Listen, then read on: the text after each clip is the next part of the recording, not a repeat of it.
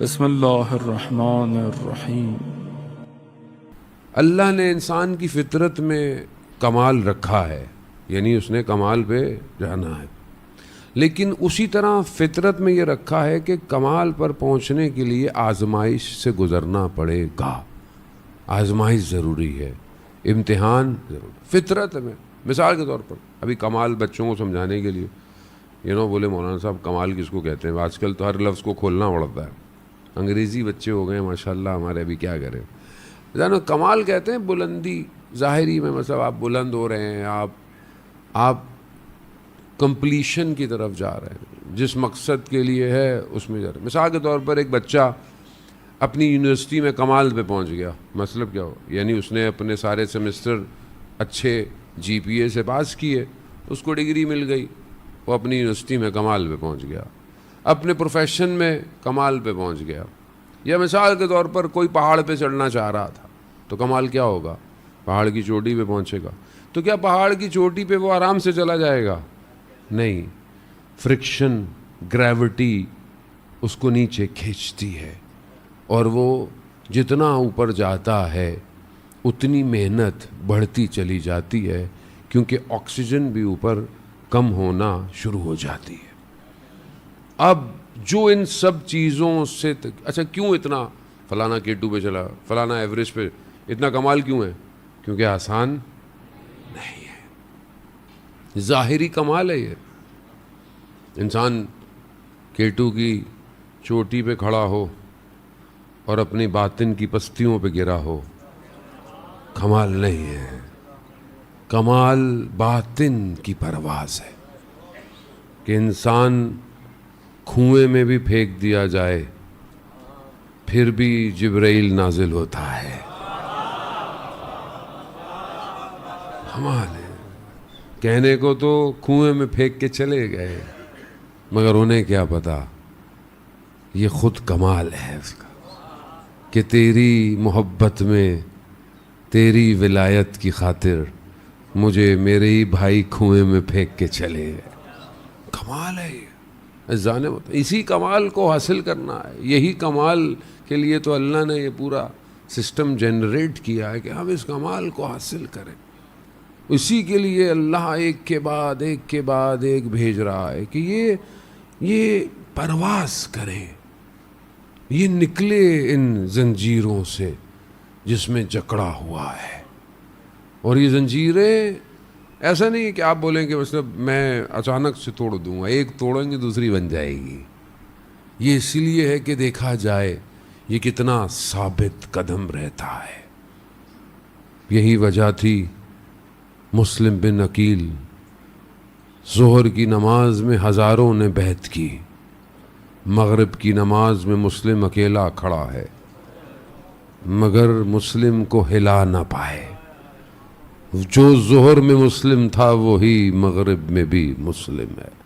کمال ہے، ایسا کمال کہ کربلا کے راستے کو اپنے خون سے ہموار کیا ہے۔ یہ آسان نہیں تھا عزیزان محترم۔ بدن رکاوٹ ہے، بدن سے باہر آنا پڑے۔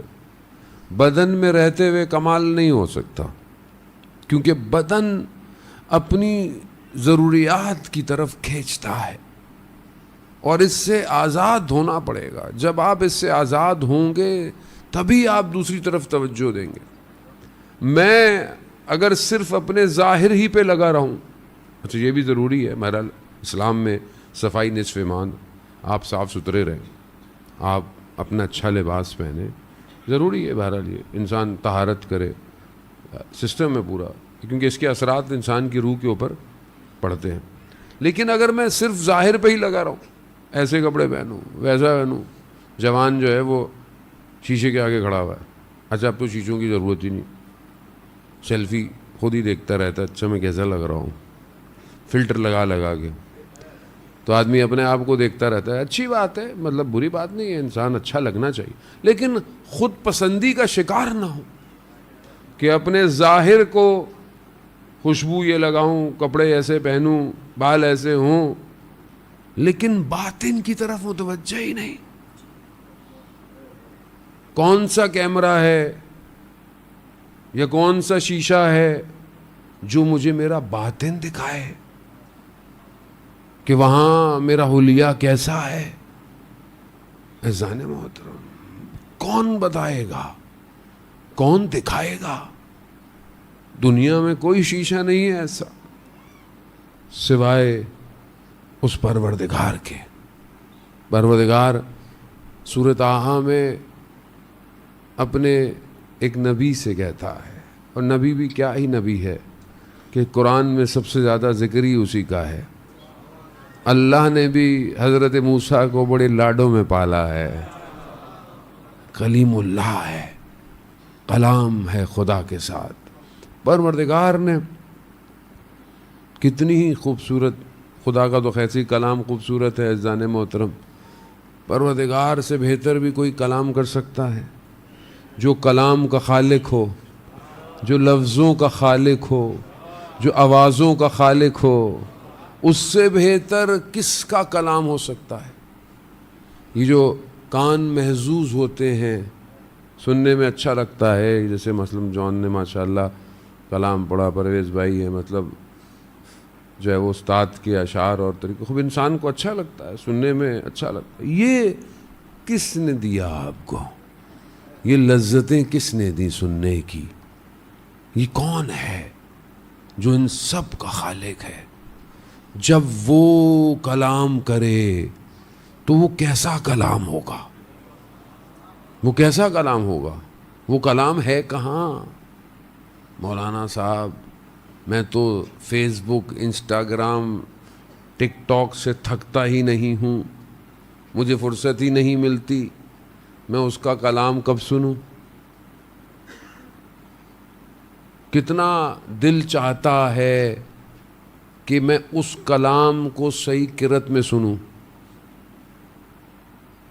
ابھی 5 منٹ کوئی قاری آ جائے، میں آپ کے آگے ہاتھ جوڑتا ہوں، آپ لوگ بالکل ایسے نہیں ہیں، میں تو جو لائیو سن رہے ہیں میں ان کو کہہ رہا ہوں، عزیزان محترم 5 منٹ قاری قرأت کر لے، آدمی یوں ہو جائے گا تھوڑی دیر میں۔